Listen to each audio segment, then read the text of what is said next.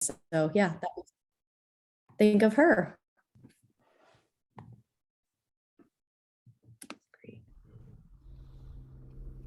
I can go next. So I think who popped into my mind was just a former supervisor of mine who just really kind of helped me like establish myself in my role and was encouraging and supportive and a good like coach and mentor, and less of like that supervisor like directing things and more like guiding me. So I appreciated that about her.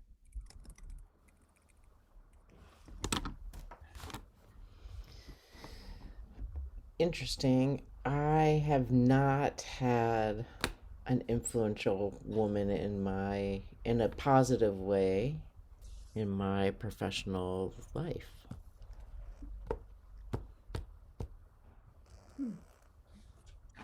Holly, anybody personal like in your life that you've looked to? Um,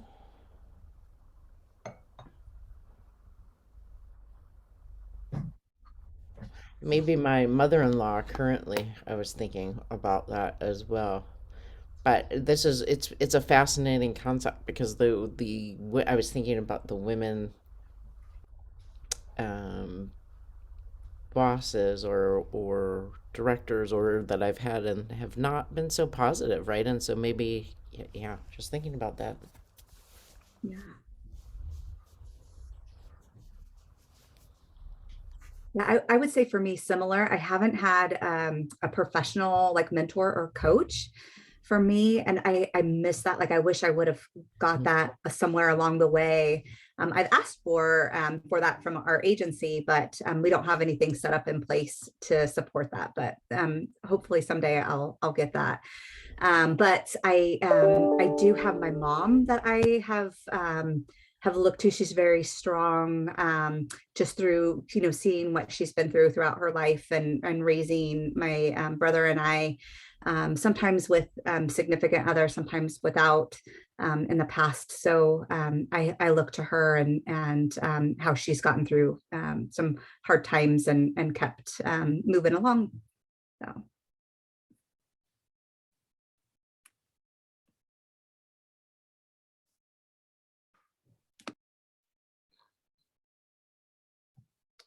I can go next. And then I think we have Jim and Jill who are left if you'd like to check in. For me, I have two people. So one of them is a mentor teacher that really helped me be a teacher. And she's still one of those people that I always go back to and just always think, what would Donna do? Or what would Donna say? And I just like almost 20 years later, I'm still kind of go back to her because she had such a way of integrating everything and seeing the interconnectedness of all of our work and not siloing content areas. And so she was just really innovative and someone I learned a tremendous amount and was so fortunate to have an amazing mentor very early on in my teaching career. And then the other person would be Bell Hooks. So someone just intellectually that kind of helped me guide me in my thinking and what I wasn't thinking about. I didn't get introduced to her until college and always wondered about that. And just the importance of centering Black women and listening to what they have to say. And she is just monumental and someone that I just respect tremendously.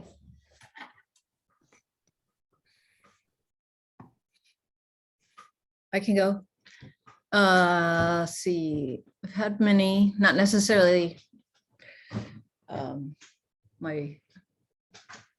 well, never mind. I always forget these meetings are recorded. I need to have a big sign, recorded. Anyway, I'd say one person I did some work, a counselor I did work with when they closed the School of Education at Willamette University when I was a professor there for 14 years. And I had to reimagine my career, or I wanted to. And she really helped me focus over a year period, focus on what I wanted. And also told me never to follow money, for a job. And she really led me to what I'm doing now, which I never would have dreamed before I left Willamette. Never would have even crossed my mind. So she's helped a lot, and I always keep those words of never follow money. That's me. I'm very lucky. I've had so many wise and powerful women in my life. It's very difficult to choose. I could talk about some of the principals that I've had, the Peyton here at Lincoln, Pam at Metropolitan Learning Center. I could talk about Matam Ritananda Mai in Kerala, India. I could talk about Vibe Forsyth Cox, who is an amazing woman of color, works for behavioral tech in Seattle, and does our Portland Public Schools comprehensive school-based dialectical behavioral trainings for our people in PBS. Amazing therapist and an amazing teacher. Just wonderful to particularly hear from her about evidence-based practice, and then how to use evidence-based practice in a very culturally sensitive way.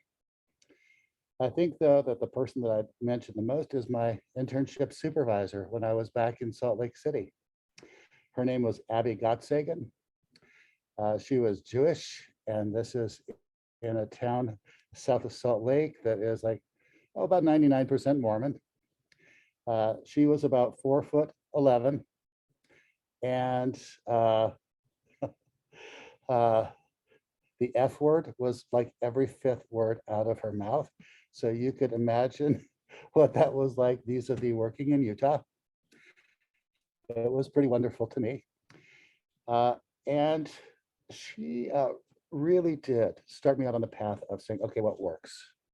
What really works for kids? And all back that time, the first, my internship year, she introduced me to the adolescent coping with depression course, which was absolutely brand new and an evidence-based practice for depression. And so I always kept those two things in mind from Abby. One is the ability to be real and to say what needs to be said in every situation, and to have that kind of courage. And the other is that healthy respect for doing what works with kids.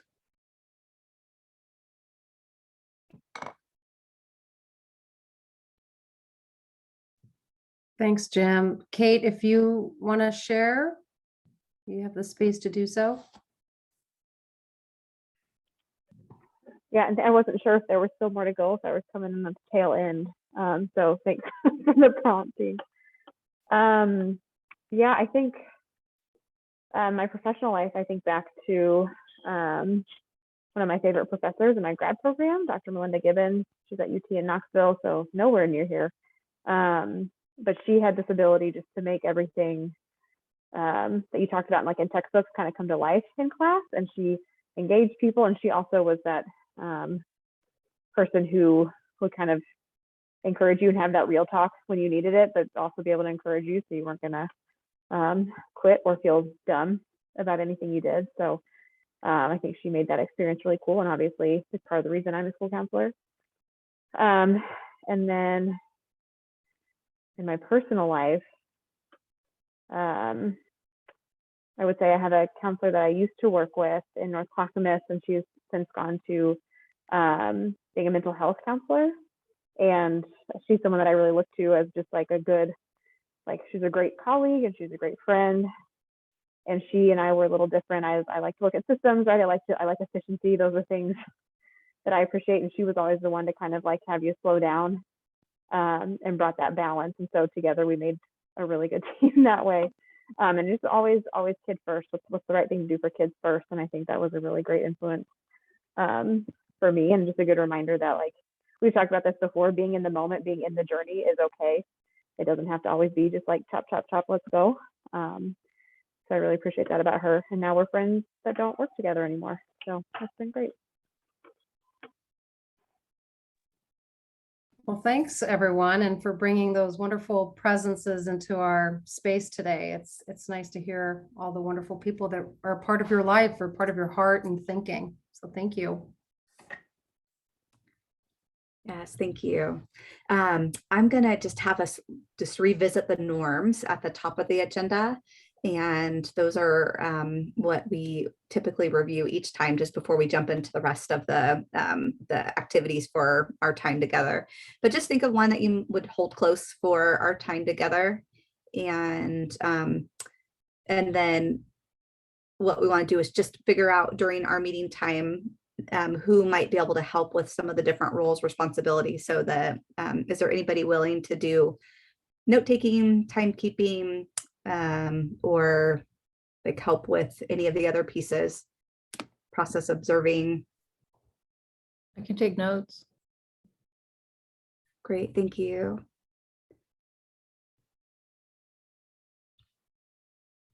All right.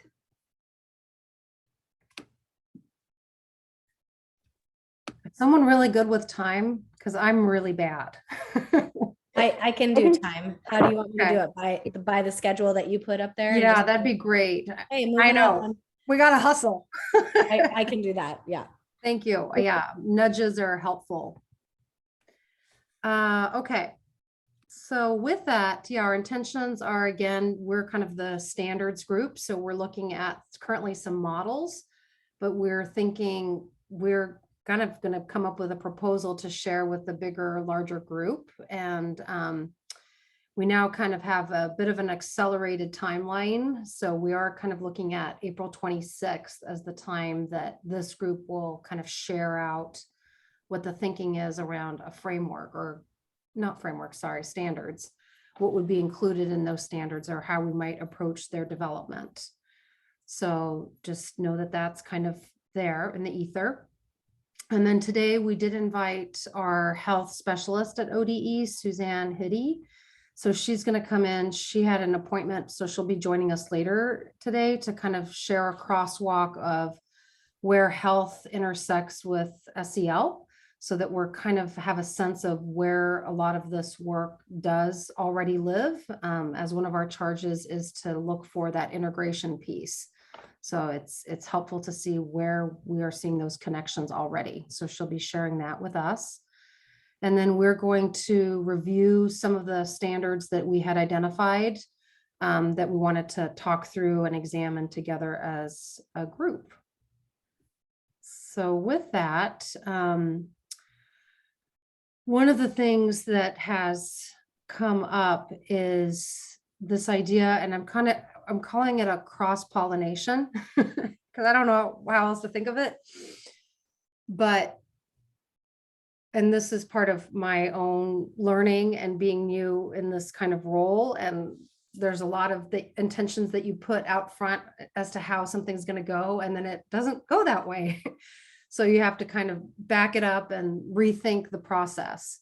So one big aha that has come up for me, and also in talking with some folks that from the advisory group that met a couple of days after our advisory group meeting in February, is that we need to do a better job of communicating between our groups, so that when we get up in front of the whole advisory body, that we have a sense of how folks are going to feel about it. Because, you know, there was a lot of work that was done with the engagement group, and the decision was not to move forward with that.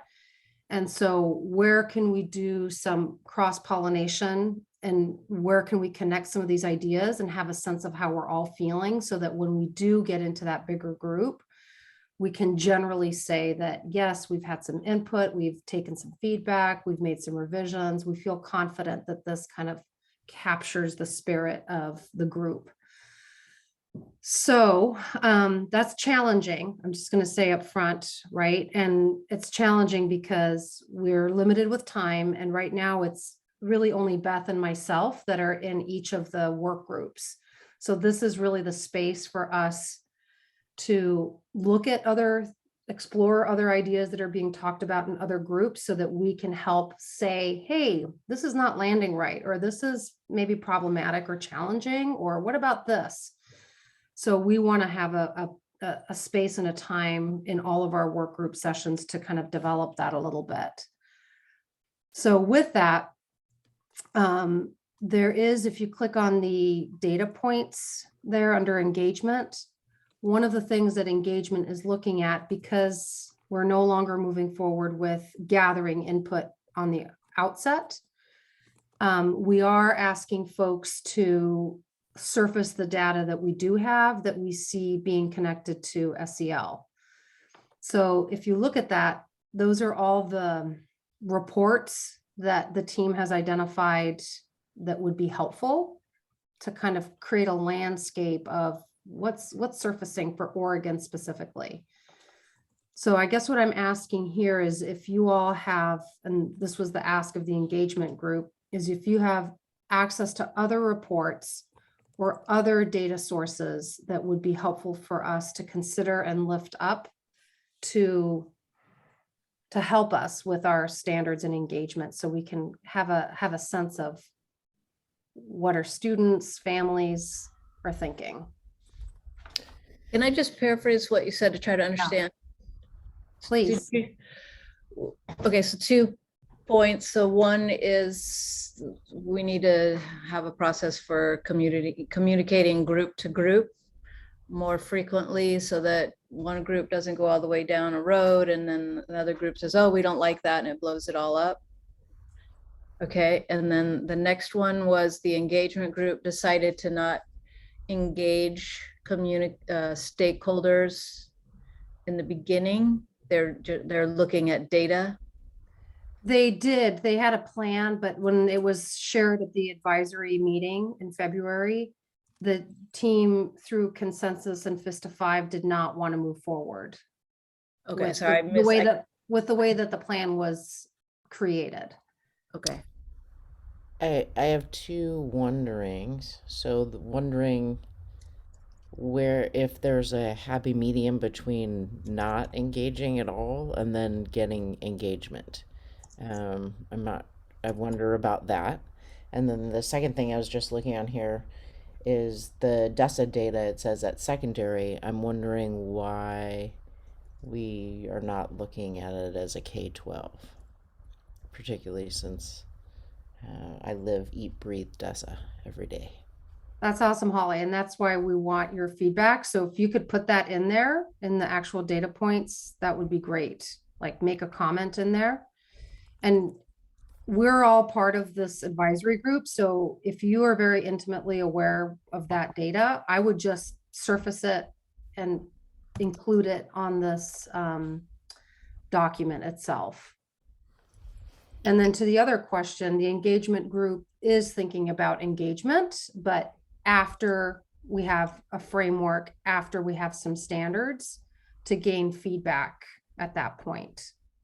So there is a thought that we will go and do engagement, but we don't know what that is yet. They haven't developed that plan.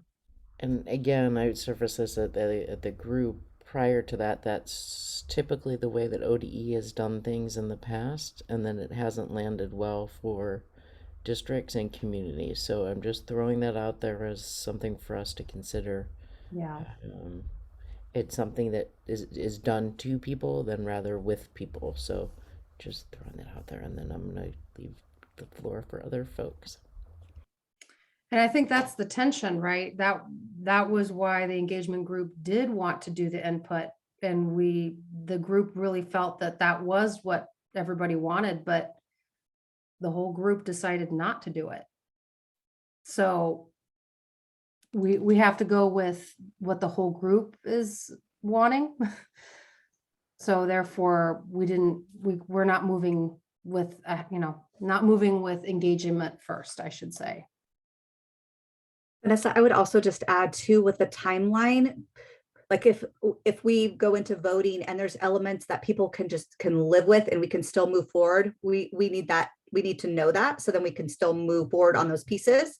Whereas like the last time, like it was pretty clear everybody was not in agreement and there was no other time to do any other work. Like the information needed to go out, so that impacted like our decision. The decision that was made in the last meeting had caused a ripple effect, And so that's kind of how we ended up where we are with not being able to do that type of work at this time.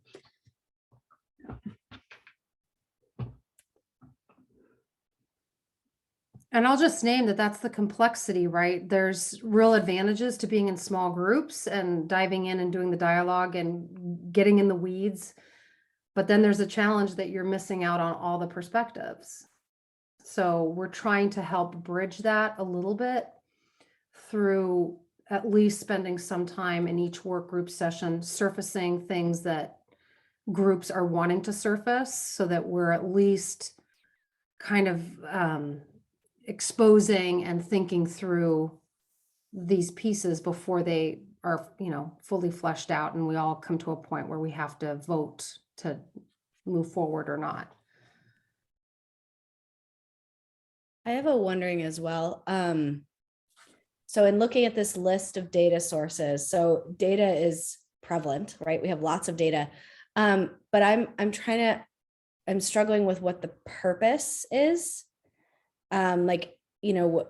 What when we're asking what are the data sources, well, for what purpose?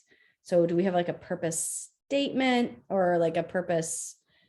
I just see these as data sources, but when asked, are these data point, I'm a little bit lost about what we're looking for out of this data. Before I, say, oh, this makes sense or is problematic or. Yeah.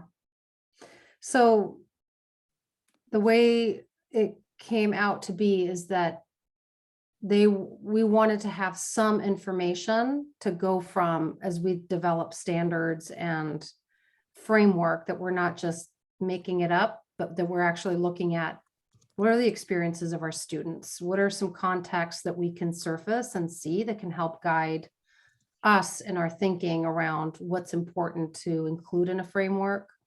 And same thing for the standards.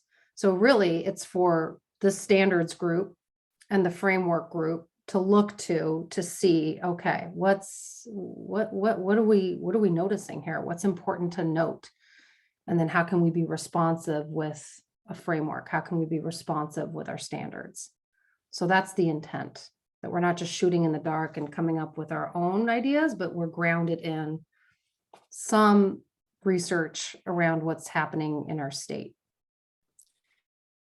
Right. And so this data is, or these data sources are telling us about aspects of the demographic that would be impacted by the standards. Just to kind of spell that out, because, when you start asking people if they think we should have standards, like, I think that's a different conversation. We have to have a starting point of like, we are tasked with creating standards, not should there be standards of SEL, we're tasked with that. So that's kind of our starting place. And I feel like that's been one of the tensions, is that, people are a little bit, sometimes people are concerned about the use of standards for certain constructs and things like that. And I'm just hearing you say that we're accepting the fact that we're moving forward with creating standards. We're no longer debating whether or not we should have standards. Is that correct? So I mean, we are charged with creating guidance standards. So that has to happen. But this data sources are going to help us determine what would be included in those standards. So for instance, and I'm falling back. Or Vanessa. Oh, Or Vanessa. Dang it. We can't hear you. I thought it was just me. Thank goodness. No, I know. Sorry. I always think it's just me too. You're doing great, Vanessa. Oh, I lost my train of thought. You froze. That's okay. You might have too many tabs open like I do regularly. That could Basically, you're saying that's not an option. Yeah. Right. It's not an option, but like I was falling back on my own data around in the district in PPS, we had panorama data around sense of belonging. And so we can look to those things to help us determine what's really necessary. What do we want to surface and call out? What are some themes that we're seeing across the state? And what's missing from other standards, right? Like, I think I think that's a really big piece of this, is that like, where are we covering what's important to us, or what's important to, you know, the topic and the students and all that, and then where are we missing standards? I feel like that's another piece of the puzzle. So yeah, I just wanted to clarify that, because I feel like sometimes the debate goes to, should we have standards in this area or not? And I think we're moving away from that debate at this point. Yes, the way I see it is you all are coming up with the architecture of what would that guidance look like? And then there will be a standards group that will take over in September and actually create those standards. Yeah. So that is happening. And thank you for the question, because I think it's important that we're all clear about being on the same page around that. That's a big, important one. Okay. So again, just an invitation. If you notice that there's some data here that's not on there that should be on there, please add your voices now. And then with that, Suzanne just joined us, but she's going to come back at noon.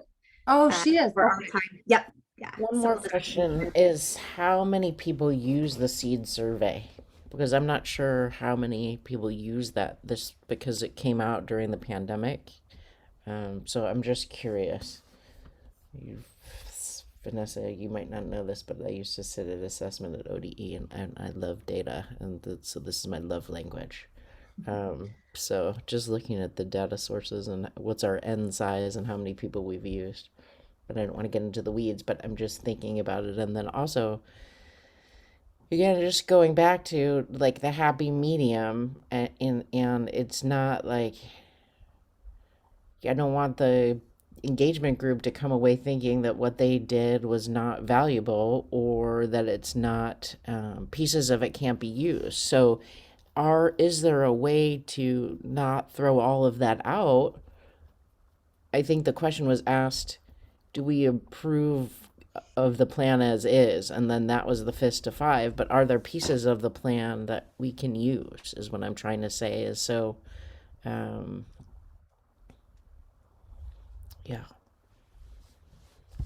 Yeah, I think that's what we're trying to figure out. We just could not tease all of those things out in the meeting No. and push it out in the timeline that we needed. So we are still thinking about all those things, Holly. We haven't discarded all of it. We're just looking at, okay, what does make sense? What do we have capacity for? And the plan will be shared again with the whole group for you all to weigh in and provide input as well. So we realize we need to get better at that piece of it also. So it hasn't all been tossed out. I hate to be the bearer of bad news, but we're really off time. Thanks, Deirdre. Sorry. That's good. We'll be okay. All right. So we are going to move forward with our SEL standards discussion. So if you click on the standard state scan, if you open that up, we can see all of the different states and that we've kind of thought about and wanted to look to for some guidance and just to see how they're arranged. So if you'll open that. So we will be looking at the health standards at noon when Suzanne comes back. We looked at the Illinois ones, and then we had identified Massachusetts to look at. And Angela from our larger group recommended that we look at the California ones as well. So we will be looking at the California ones, and specifically, we're not honing in on the actual standards language, but just how are they arranged? What do we notice about the organization of them? What do we notice about the major themes or competency areas? What's standing up? She's left us up on a cliffhanger.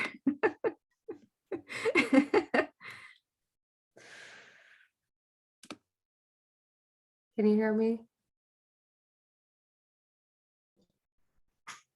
Oh, She's back. You left us on a cliffhanger, Vanessa. Breathe, Vanessa, breathe.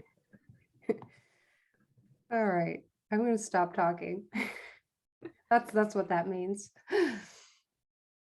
Yeah, so click on the document in the agenda. It will take you to the state scan. And then maybe spend 10 minutes for Massachusetts. Is that, Vanessa, what you were wanting them to do? And then, okay. And then we'll go to California next. When we're at this document, is there a link that says standards, or are we just looking at how all the, oh, under SEL? Which one? Jill, what are you looking at?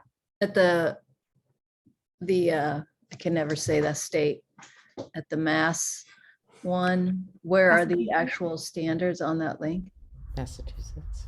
Massachusetts. Oh, this is the scavenger hunt part. No, I'm just kidding. Yes. That is a good question. Okay. I So thought it they're down at the very bottom. Yes.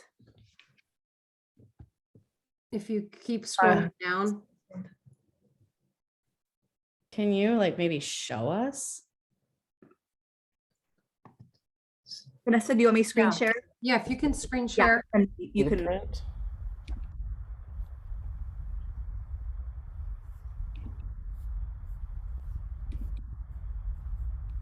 Can you all see what I'm Mm-mm. sharing? What am I sharing? Can you guys see? Yep. Yeah. I just scrolled down further. So it says the department commonly uses Castle's definition of social-emotional learning. They give the definition. They also gave a range of other definitions for social-emotional learning. And then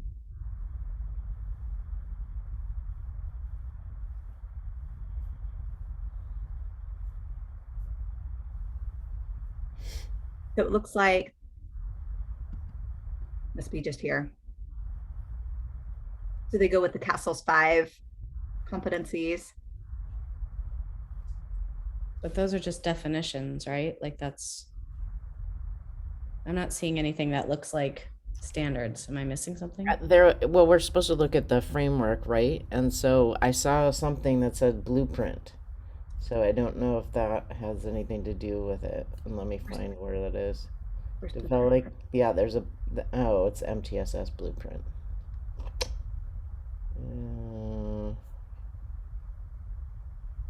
Yeah. So it looks like they're using the core competencies as their kind of like the domains, and then they just do approaches to instruction.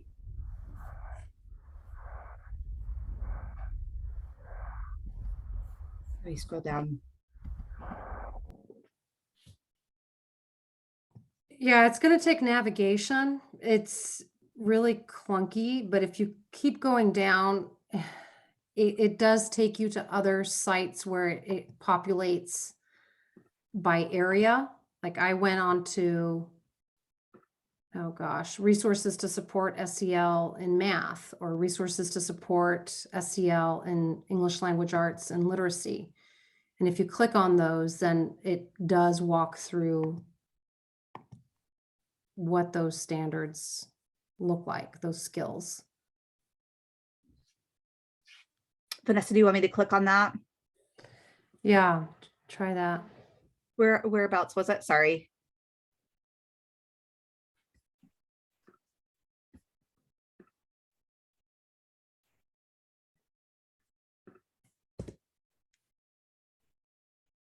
Pre-K through K standards on SEL.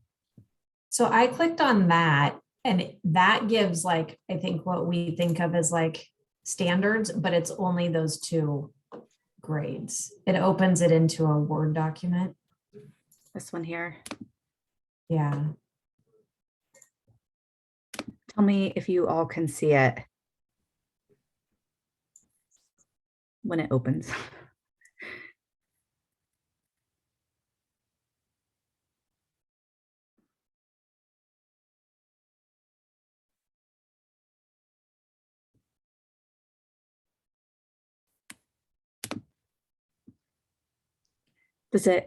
Can you see the Word document? Did it pop up? Okay, Vanessa, I see it.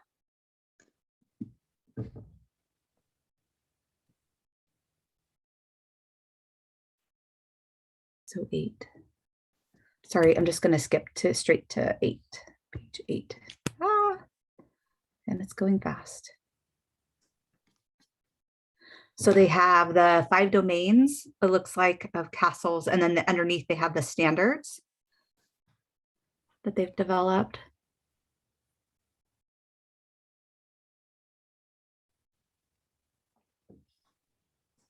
So I wonder if they do seed. So they have the social emotional learning, and then they have the academic, like the learning. Wonder if there's state that does seed.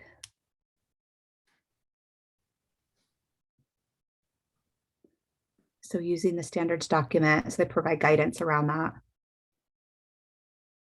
Sorry if I'm moving fast. Let me know if you want me to go back up. Here's kind of the way they've broken it down here. Mhm. So in my mind, this is what our goal is, correct? Or no? So I think the next phase of the standards development work will be to get into like the finer grain detail. I think for this group, it's more that higher level architecture that we keep saying higher level architecture. So that might just mean these up here, like what domains or big areas,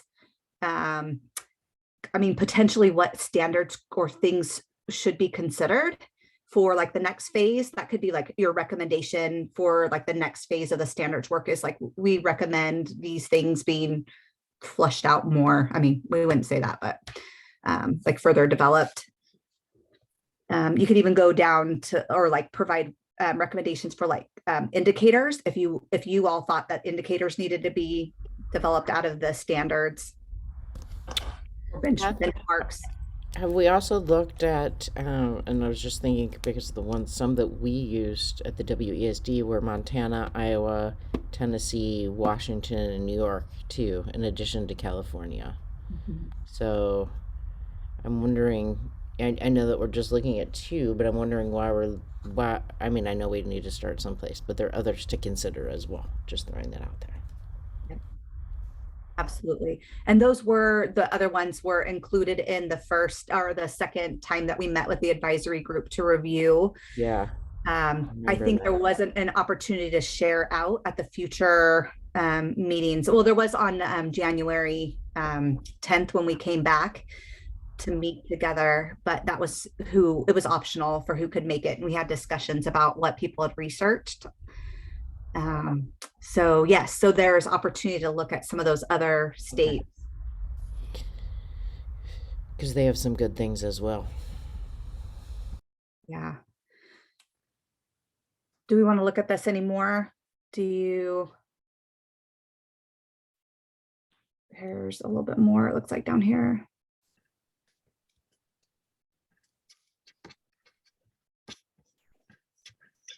Looks like they provide more definition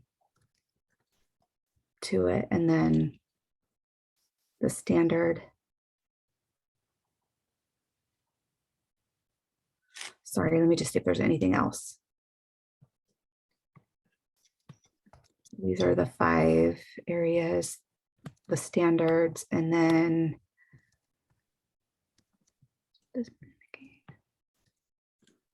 it goes into the other.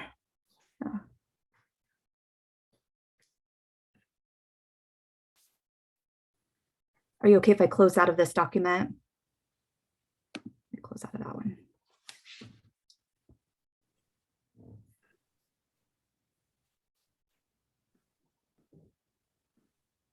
Interesting that they have supportive environments under the standards rather than called out. Something to think about too is like, what do you all want to elevate outside of the standards? Like if the standards and then within standards, it's like bigger picture versus like some of the details. And then they provide curriculum. I appreciated them kind of stepping out of the box I did my homework around the quadrants and put that into the chat. Some people found that helpful as a way to conceptualize the big picture of social and emotional learning. So I would say that those supportive environments would definitely be in the collective level of that quadrant that would truly be the basis for supporting individual students in their developments and those skills. I think in Jim's quadrants thing, I think that what stood out, at least I think that came out of our conversation and is really obvious in a lot of these standards, is that these are very student centric. And I think that when Jim presented this idea of quadrants, I think what would be really unique, I don't know if we're at this point yet, but I think would be really unique would be for us to have SEL standards, a set of them that are student oriented, but then a set of them that are like school oriented. I don't know if that's possible, but I think that was one of the things that we started talking about last time. And I wonder if we can, maybe it doesn't feel like there's any model that we want to like be like, oh, we love what they're doing, let's take that. But what if we started with Jim's quadrant model and started thinking about, like, that seemed to resonate with people in this group. I'm not sure if that's fair to say, but maybe what if we started with that and then we bring in things that we see from other places? Because I feel like we might need to, we kind of need to start somewhere and then start kind of forming something to discuss. And then as, you know, we look at other state standards, like Holly was pointing out, like maybe there's things to bring in. But if we started with the quadrant model and this idea that maybe it shouldn't just be things that we're looking to from students, kind of one direction, that maybe that would be a really great place for us to start this work. I have two wonderings about this, and it's the question is, this is really intellectual, and so love that, but if we want people to use it, it's going to be too high level, meaning that we want educators to use this in the school, but taking things from this. I love the individual and collective, all of those things, but we need to make it very practical. That's something that we've heard over and over again from at least our 21 districts. It needs to be something that people can pick up and use. So I just want us to look at through those eyes of who is the end user and who's going to actually put these things into practice, and why can't the educators and the students have the same or similar. And I'd even I have go ahead. I think I have a question about that. And I think part of that is the purpose, because the purpose of standards, the purpose of this bill is to make sure that SEL happens in schools for students, right? So that, well, our part of that is that SEL, there are standards that students have to learn. We know that adults also need SEL, but that's not what we're measuring and not what's being legislated. So I'm wondering if that piece goes somewhere else. It's not a standard. We can't measure. Principals are not going to be, doing that with teachers. Is that a framework piece instead? That's like, here in our framework, we know adults need this. So that's something the framework committee would do and not necessarily the standards committee. And knowing that SEL begins with adults, right? If you have a dysregulated adult, that's not going to transfer. So that's where it gets muddy, Kate, is what I'm trying to say. There's things that are common between those things, between the classroom and the educator. So it's But hard just to to bring us Standards are for back, students though, right? I think Right. that's my question. Yeah. Standards are for students. And so with what our group is supposed to do, there are a lot of ways we can get lost in a lot of the details because it's bid work, but I just want to clarify our portion right here, which is that our standards are for the students, even though we absolutely know adults need this too. But while I agree with that, I'd step us back a little bit. The end is that we do have a good established standards for students that will help them in their lives, that will translate from that exterior quadrant to the interior quadrant. However, I'm taking a look at this from particularly an equity lens and a trauma lens. And we have to be so careful as far as writing those standards that they are trauma informed, that they are culturally relevant. And if we miss those other boxes, we run the risk of continuing to oppress students rather than to help them. So I would argue that it's both the quadrants are something that absolutely the framework committee could take a look at those and address them as well. But I think we need to in our group as well. I would think that there is nothing wrong with setting additional standards for school climate or for individual school employees, just to say they don't have to be extensive. But I think that somewhere in our recommendations, they should be mentioned. I don't think that they're an add-on. I think they're integral to the process. So I'm hearing a couple things here. We're noticing that there's a need for including the adult piece of this, right? And how this lands in the school community. And I do think that the framework group is thinking about this. They are thinking about the conditions in which SEL can happen. So that is kind of their lens right now and thinking about framework. But specific to the scope of the standards, it is for K-12 students. So whatever comes out of this group and will be shared, those principles really are specific to K-12 students. So the framework piece can capture all of those necessary components, but the standards themselves are not about educators, are really very, very specific to K-12s. And I want to show, I do think California, just to see an example of that, kind of marries that together. So I put in the chat, what are their guiding principles, right? They adopt the whole child development, committing to equity, building capacity, partnering with families and communities, and learning and improving. That's their framework. That's their principles that then the standards follow from this, right? Connect to this, include and involve all of these principles. Vanessa, I think you put the wrong link in. I did? Or is it just me? It should be, is it a PDF? Is it It's wrong? the agenda. You just- Oh, okay.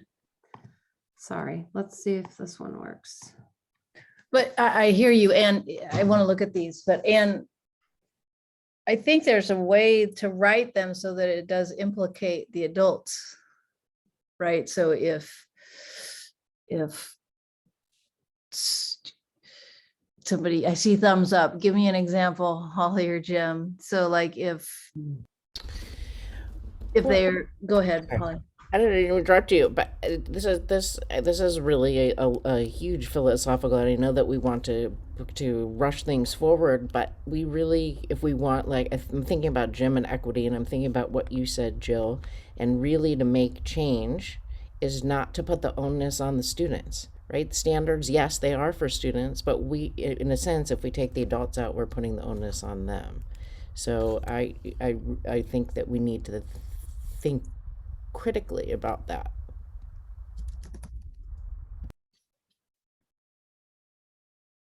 So if you, I mean, a standard, related to, I don't know what I'm saying, problem solving. They're good problem solving. They can problem solve alone and with a group. Then that implicates in some way the educator to create. It doesn't, I guess that doesn't change the adults' behavior, but it does affect their instruction. But don't all of these standards impact the instruction of the adults, right? Because the adults are the ones that have to make the lessons and the curriculum that are allowing students to practice and get these skills. So, I mean, I think this idea of marrying, I think that is there. And I'm thinking even like, so building trusting relationships with adults would be like an example of a standard that, or I don't think that's like, I don't think that's articulated correctly, but like the idea that, one of the standards could be has trusting relationships with adults or cultivates something like that, where that's like on the adults too, to create the relationship with the kids. I don't know, that in my mind, that's kind of what you were asking for, Jill, or that's my attempt at an example where the onus is not just on the kid, but the place of measurement would be, does the kid have trusting adult relationships? And so then that's not saying that the kid has the ability to have the relationships, but do they have good relationships with adults? And it's either, you know, if you're measuring that, then that, to accomplish that, there's going to have to be the adult side of that as well. I don't know if that makes any sense. That's just my try it. I can give you an example from our dialectical behavioral therapy work. And that was the concept or the skill, the standard around radical acceptance. And radical acceptance is the ability to truly accept a particular situation, no matter how painful it might be. And that is one where I have learned so much from Bob Forsyth Cox and our therapists of color, because teaching to that particular standard looks really different when when we have students that are mostly white versus when we're interacting with students of color. And being able to teach that skill effectively, or to that standard effectively with communities of color, that could be such an oppressive skill. Radically accept that this has happened. So the onus is really on the adults to understand that and how that particular standard or skill plays out for communities of color, and how to teach it in a way that's actually effective and promotes growth. It's been a huge learning curve for me. And maybe that's why I'm particularly sensitive to this adult piece and making sure that that's included. Well, I think, Jim, these don't, I mean, I could speak to this all day because I love this, but these skills don't happen in a vacuum, right? And that's why the adults are in the building, is to help promote these skills. And if so, that's why I think the adults are integral. So, like, if you recognize how settings or situations or interactions influence your emotions, that could be one. But if the adults aren't aware, or if aware of their own biases or those types of things, then it largely influences that. So just, That's exactly, Holly, what I would love to put in kind of a encapsulation of, yeah, of our work. yeah. No, I'm a total agreement with you, Jim, wholeheartedly.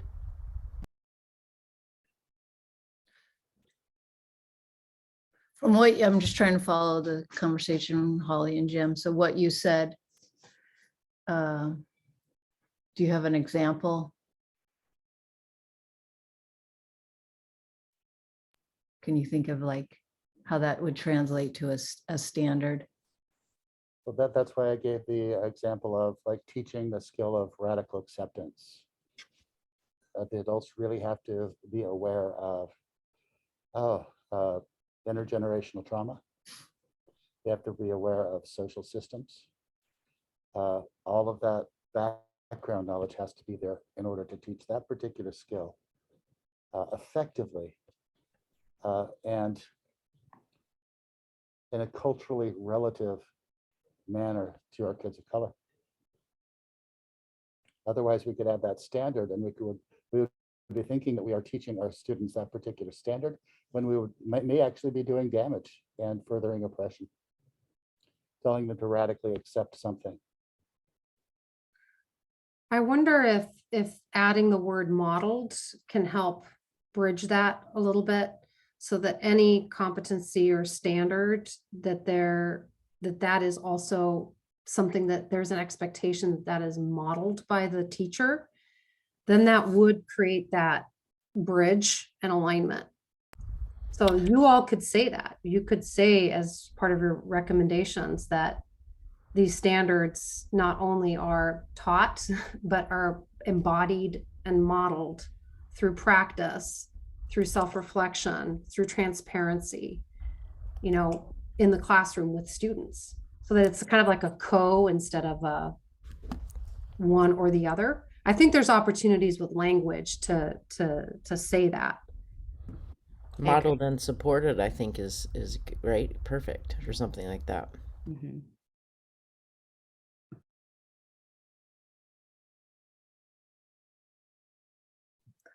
I see Suzanne's coming, so she's gonna move us into a whole different direction. But before we talk through where this aligns with health, I heard Deirdre say, you know, we need to start actually coming up with some stuff and putting it on paper, which I agree, right? We're getting to that point. If April 26th is the day that we have to share something, an idea, a concept, we need to start moving in that direction, right? We've done some looking, and at this point we need to start like actually putting pen to paper.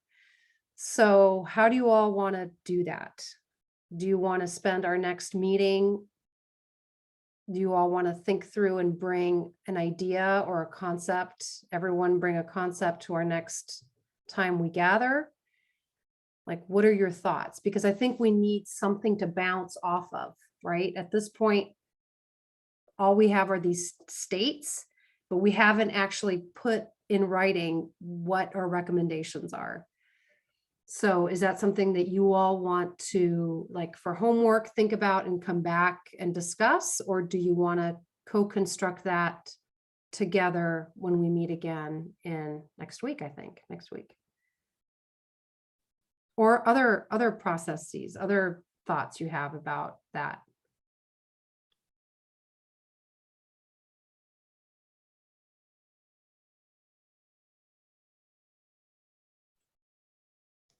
I know it's scary, but we have to experiment and not, we're gonna have to take some risk, right? Looks like Jill was gonna say something, right, Jill?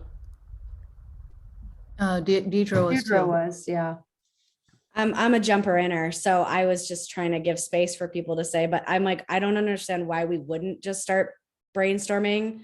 Like I feel like there's a real reticence or like an apprehension to just start like being like, okay, well, what about this? And that is my approach to life. I'm a jumper inner, and that's where I have to really check myself, because sometimes it's really important to like, you know, take a step back, and I understand that about myself, but I'm like, at what point are we ready to like start writing stuff down and like hashing it out and being like, what do these standards look like, and what are they standards of? And like, so I'm kind of ready for that. So I'm happy. Like, this isn't my wheelhouse at all, but I'm happy to like start crafting something. But it does feel scary because I feel like I'm going to get judged that it's like, well, you're not including this, or you're not. And I'm like, well, we got to start somewhere. That's kind of where I'm at. So I was like, I think Jim's like quadrant thing, I actually think that we could, even though this is kind of high level, I think this is a really interesting place to start with this interior, exterior, intrapersonal, interpersonal skill set kind of realm. So, and then also this idea of world view and social systems and environments. I love integrating that, because then it's not just saying that, you know, students need to have emotion regulation, but they need to have an understanding of, you know, socio-political identity and be given the opportunity to explore that. And so I love this quadrant model because it's not just kind of one linear thing. So I would start there personally. If that's my homework, I'm going to like take Jim's quadrants as long as he's okay with that and move it around. I love jumping in, and I'm always the first one to jump off. This is huge. And so that part scares me, and I don't want us to perpetuate a system that we continually perpetuate. And so with negative outcomes for students. And so I also think that we would be like, again, like Angela's in my head, she said this the other day in another meeting that I was in. Why don't we start with something that exists and then pull out parts and put it together rather than starting from scratch? Because if we start from scratch, really that could take us 10 years. So thinking about that, like, and I don't know which of these is the right, but just throwing that out there. Okay. I'm a both and kind of a person. So I like both y'all's ideas. I'm wondering if we can use both. So I wonder how do you all feel about that? That maybe you all do some work outside, and when we come back, we have something that we all, so it's not just Deirdre and Holly, right?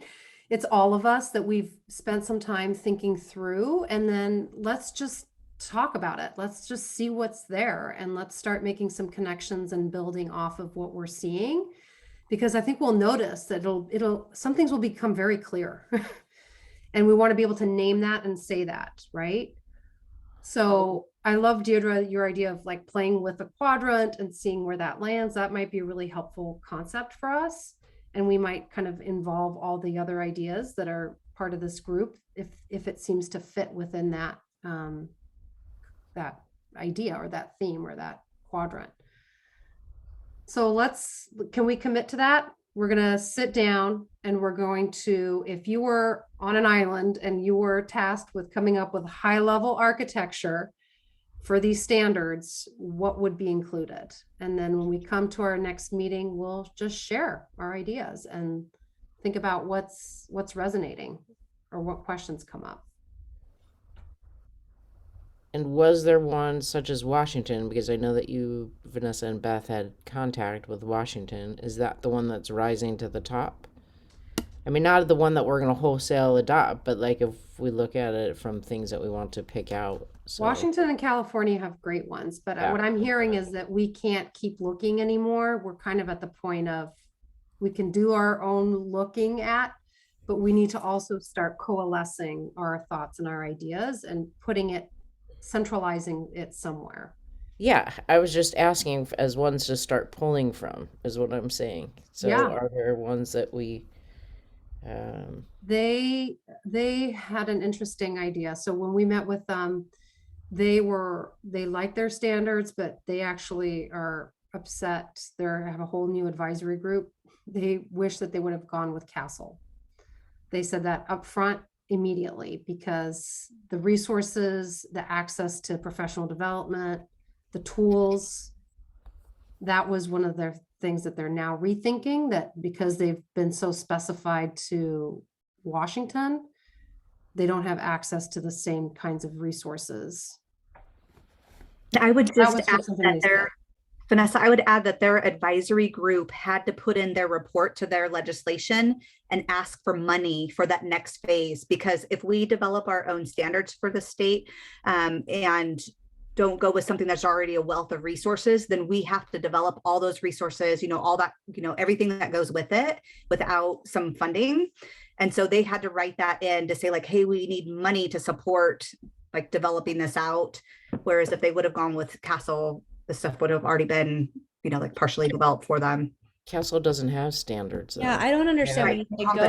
They have a framework and a competency, but they do not have standards. So we cannot just wholesale go with Castle. So I think that's something for us to think about. Yeah. I would think that what they're saying is aligning their standards to the competencies. To the competencies. Yep. That's better said, Jill. Right? That's great. Yep. Okay, thank you. We've got our homework. We know what we're doing. We're going to be on that little island. I am going to turn it over to Suzanne, who's here. Thank you so much for joining us, Suzanne. We really appreciate you and your expertise. And she's going to share with us some crosswalk about where health and SEL intersect, which they do. They do indeed. So, hi, folks. I had the pleasure of meeting you all at the last couple of groups. My name is Suzanne Hitty, and I am the Health and Physical Education Specialist at ODE. And one of the things I've been talking about for a long time is the integration and the important role that health and well-being play in learning and teaching, right, for both our students and our staff. I also work on a CDC grant that looks at healthy schools. And one of the things we use is a model framework called WISC, which is the whole child, whole community, whole school model that looks at a coordinated approach to school health and learning.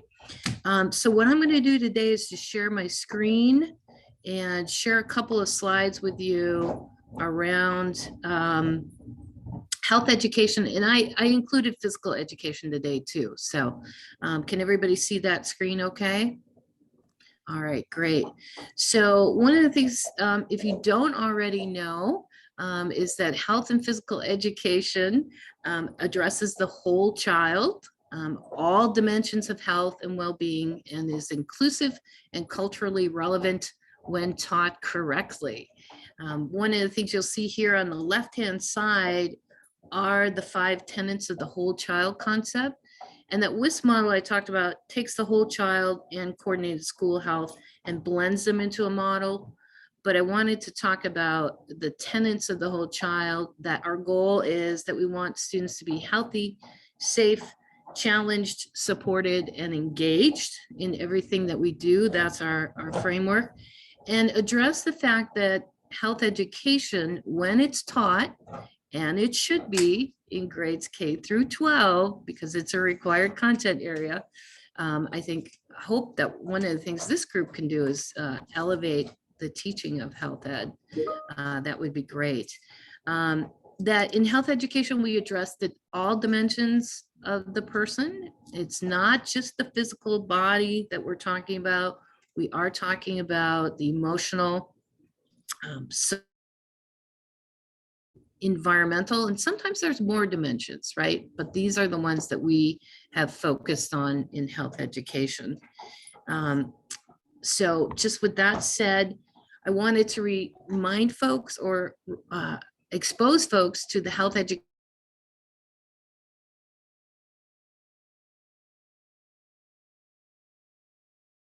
level performance indicators that we flush out. And you can imagine in health education, there is a lot of topics to cover. So standard 1 focuses on main concepts of comprehension that we want students to know, the factual piece, but the vast majority of time in health ed should be spent on learning skills. And those are standards 2 through 8.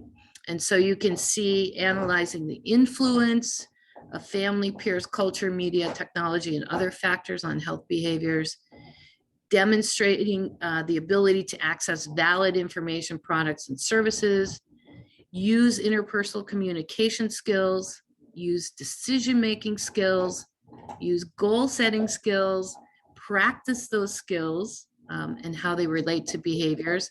And then standard 8 is about advocacy for personal, family, and community health.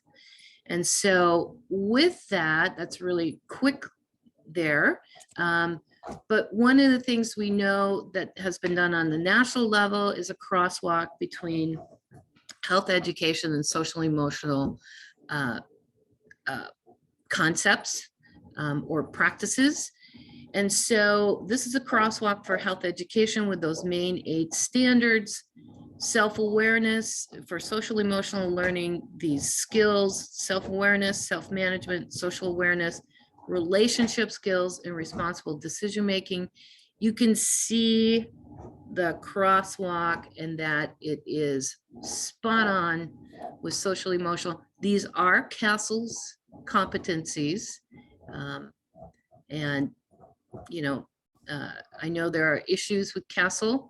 However, this shows that great connection and crosswalk between the two. So when students are in health education, they have specific standards that reinforce those competencies.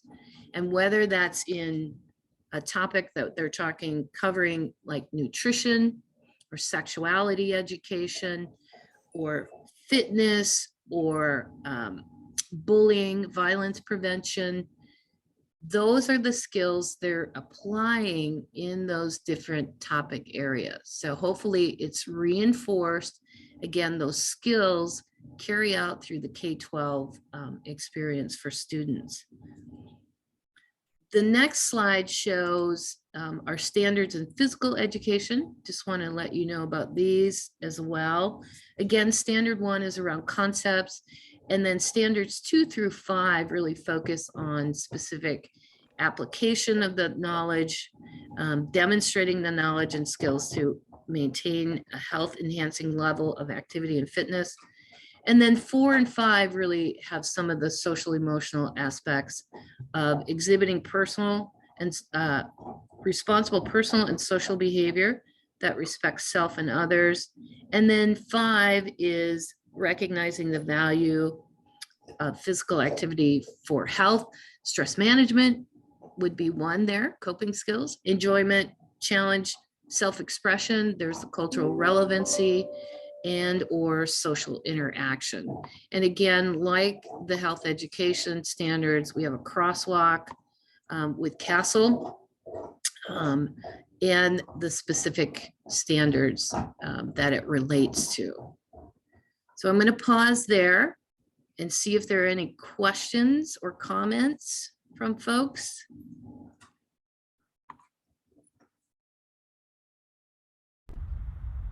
This is great, Suzanne. That's what I wanted to say. Nice work.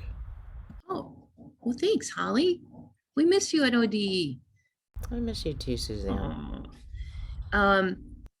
So when we've had these conversations about social emotional learning, the creation of standards, I think a lot of content experts or content specialists are saying, gosh, we already cover a lot of these skills, and that's super true for health and physical education. So I hope that in your journey, you take a look at what's already being provided and being reinforced.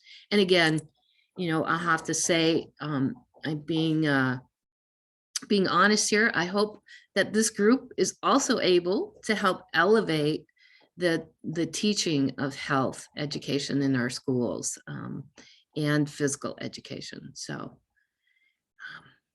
other questions? I can just say, Suzanne, that when I heard this, it was really fascinating, like how much crosswalk there really is and how much this is already happening in health. Yeah. In a specific content. So how do we think about that integration part is what I'm considering now. And just the overload of standards and initiatives, like how do we streamline some of that and figure out where things are happening and uplift that, like you're saying. So it's definitely given me a lot of pause. Suzanne, you mentioned something really early on. You said that, a lot of these are obviously aligned with the CASEL 5, and you said there are some problems with CASEL. Could you articulate what you meant by that and what you meant by that in terms of the health education standards that you're showing here? Yeah, maybe I misspoke. I don't think there's a problem with the crosswalk. There certainly isn't. There's clear connection. I think that people have some perceptions around CASEL's competency and the way they present things. In the past, I think they've done a lot of work to be more inclusive and bring their work up to maybe a higher standard. So I don't have any problem with CASEL's work or how they laid out their competencies. I think too with early adopters that a lot of districts took up CASEL's programs and models. So I think that it's a good rack to hang your coat on, right? Because it's established, it's developed, and there's always room for improvement, right? So did that clarify, Deidre? Yeah, I was just wondering if you noticed in, looking at this that, you're like, okay, well, here's what's missing after these were created, kind of, crosswalk it with CASEL stuff. If you felt like there was something missing, or you're like, okay, well, this is, because I hear this a lot, that there are, people are real apprehensive about using CASEL like as a framework. And I just like to hear the why, like, because these standards seem really straightforward and like really solid. And I don't understand why we would create something like, as Vanessa was talking about, like, why wouldn't we carry this over rather than recreating just because I don't see the problem here. Yeah, and I personally do not see any issues. I have just heard that some people have concerns that it wasn't inclusive enough and that it wasn't, I guess, applicable to real life for a lot of people. I will say one thing that I think could be expanded on here is more about cultural relevancy and identity. I think that could be sprinkled in here a little bit more. That's the one thing that maybe I would point out. Deidre, I think that the things that's missing is that the equity was as an add-on to the CASEL framework, and that's where a lot of the pushback comes out, because the original 5 did not include equity. So that was not mentioned at all, and so that's where a large part of that pushback comes in. And then, as Jim had in his quadrants, the collectivist culture versus the individualist culture, which is missing. So those are two things that are really large things, and so that's why we're just thinking about those two things. Yeah, and I Right, think so looking at these standards, where are those things? Are you saying that in looking at these standards, there are things missing? And I heard what Suzanne said, and I'm really curious about what's missing. Yeah, and I wouldn't call these, Suzanne's has the standards, but again, CASEL's are competencies. So I think we're conflating the two. So, and I know Jill wanted to talk, so I'm going to be quiet now. I just also wanted to say with CASEL, they've now, transformative SEL. So they have social emotional learning, and then they have the concept of transformative with identity, agency, and belonging. And and this concept of self-awareness and self-management. And we work with CASEL. So in talking to the consultants, they know there's issues with that. So we can be thinking about it. And that's true where Jim's quadrants come in. And I do think CASEL's like every other SEL program. Now the equity is an add-on and not built by Black and Indigenous people of color. But yeah. And I'll just say too, if you look at the competencies and the skills within the standards, they're 21st century learning concepts. They're also what we want to see in a graduate.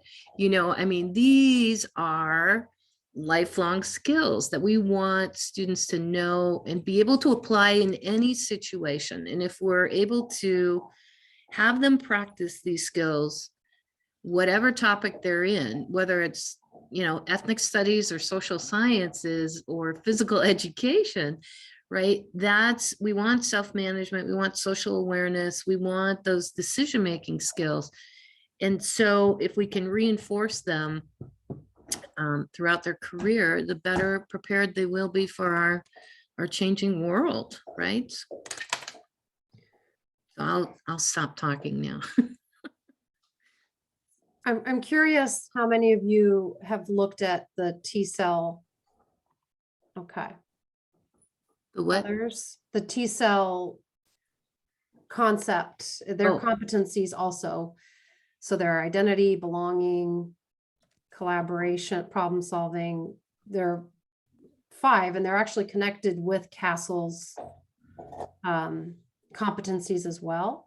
I just wonder, especially thinking about language, right? We talked about language and access to language, if that's something that we want to look at as a group, the Yes. transformative SEL competencies, because it is different, and it does go back to the system and challenging the system, right? And so it's empowering students to have agency and voice in shaping their own environments. So it's an embodied, all those competencies.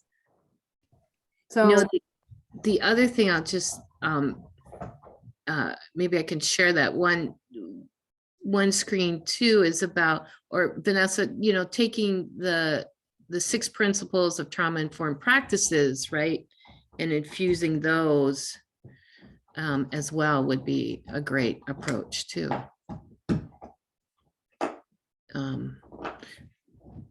So, Well, we thank you, Suzanne. We really appreciate all that you're doing, and thank you for making those direct correlations. I will be putting it as a slide deck in the, if you'll share that with me, Suzanne. Sure. So Yeah. we can share it out, because I think it is something we'll need to come back to, especially as we consider the integration part of our Great. charge. Like, how does that fit in? It'll be helpful to return to that. Great.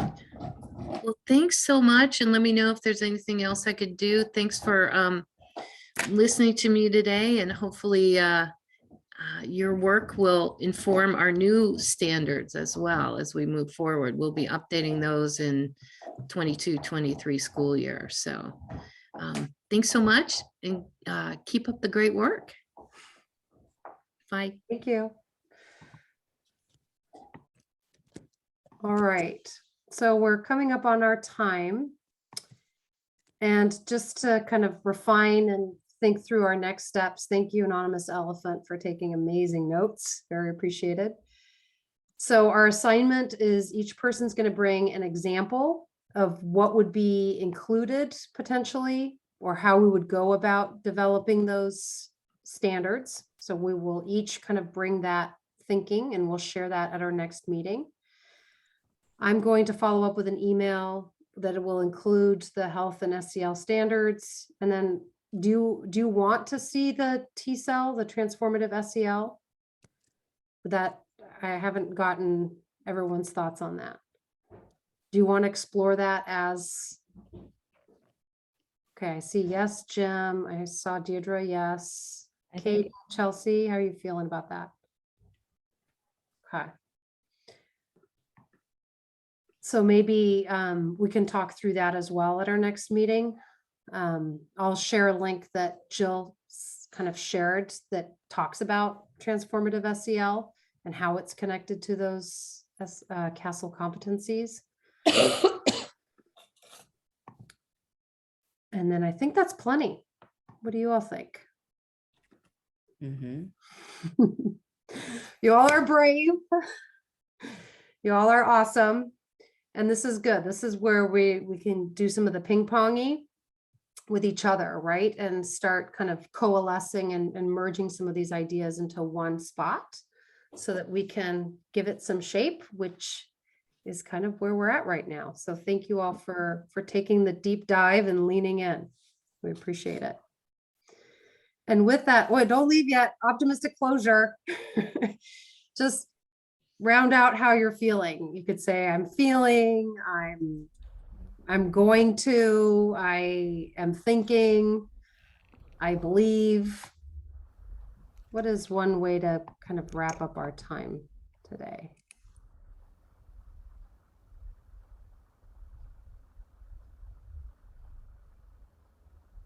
I believe in you all, and I'm excited about where this is gonna go, and excited about seeing it all in one spot.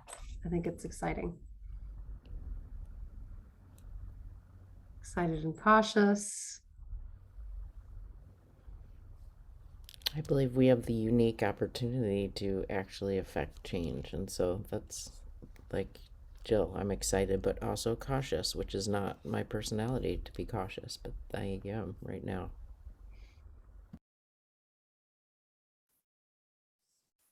I'm hoping that we can be creative and cautious, and perhaps to Kate's point, parsimonious.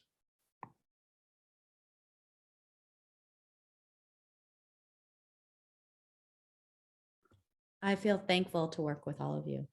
I really enjoy this process.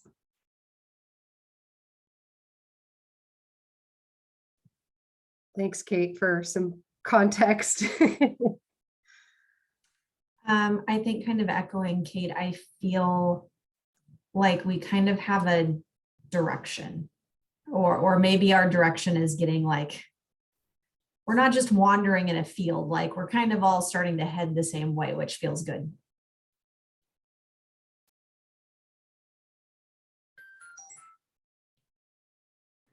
I would just add that I believe we're going to get there, and that part of this messiness in the process is going to kind of elevate. It's part of the process. So I think all of your expertise, your experiences, everything that you know is going to be elevated and pulled out into something amazing. I just can't wait until we get there.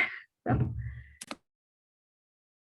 All right, with that, thank you all for your time. Appreciate you, and we'll see you next week. Take care.